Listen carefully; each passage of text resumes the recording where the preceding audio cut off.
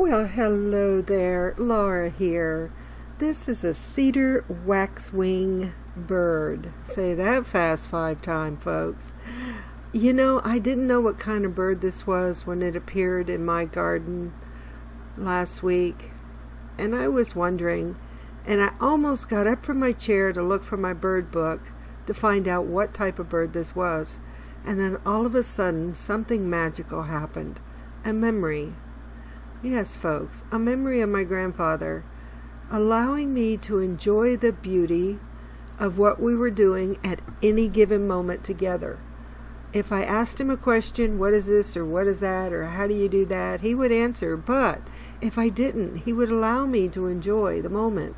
So I sat there and I just enjoyed the moment of these beautiful birds. It was after rain and wind, that rain windstorm we had, and a lot of the seed pods from the tree behind my property fell onto my deck.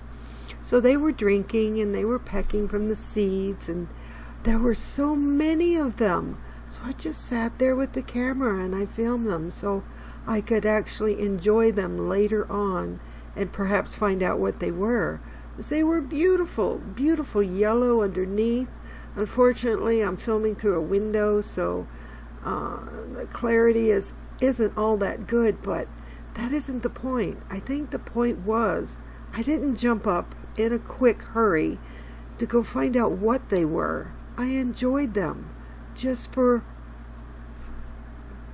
the possibility of these birds grouping on my deck to sip the water and eat the seed pods.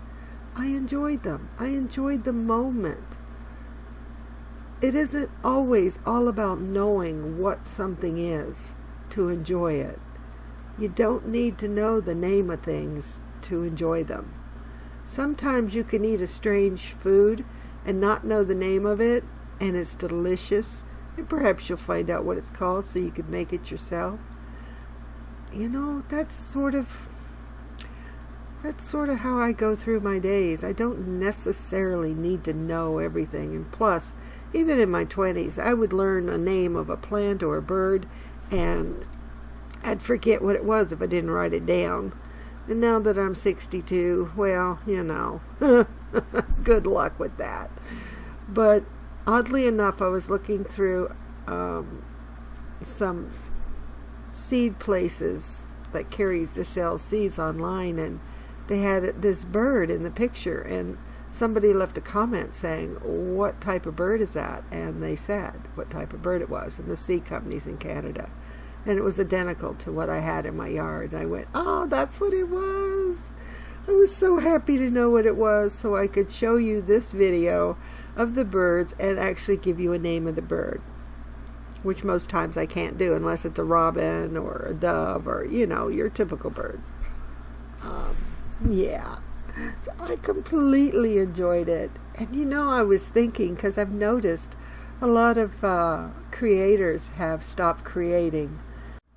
I'll call it this platform, our tube, our channel. It is ours. It belongs to each and every creator that chooses to create a video. Let's not get hung up on the view counts, the likes, the dislikes. Let's just create. Talk to you today about why am I growing rutabagas? I've never grown rutabagas before. Do you talk to your plants? Did you know the difference between a rutabaga and a turnip? I didn't. Now I do. Oh, the rutabaga, the happy rutabaga.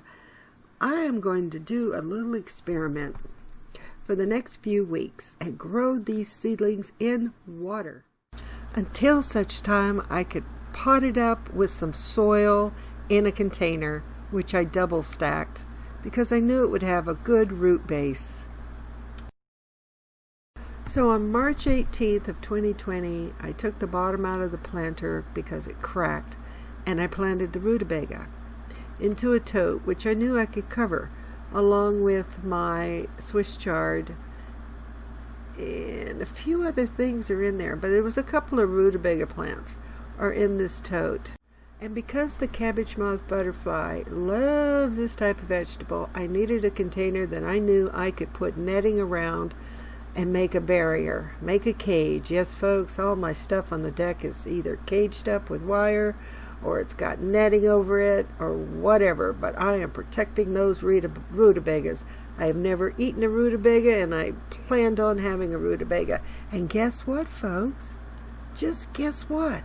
It was time to harvest some rutabaga leaves. Yes, it was. So I got busy harvesting. Oh, the harvest of rutabaga leaves. They taste like mustard greens or collard greens, very similar.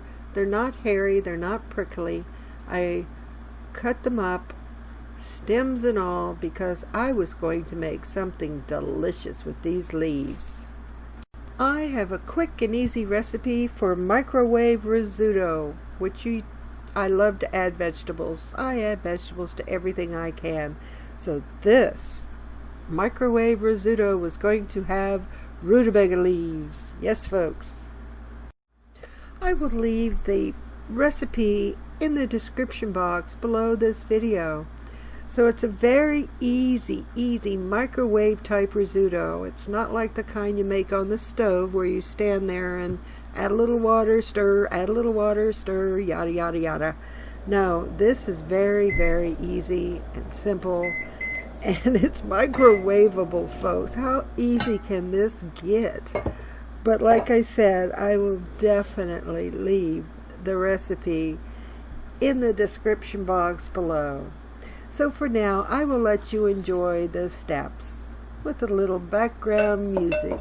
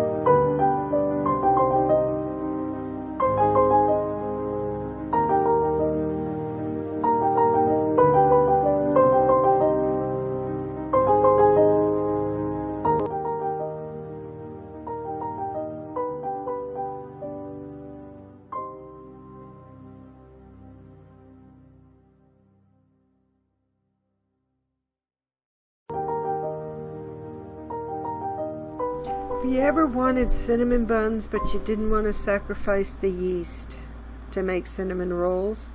I made Cinna-Biscuits.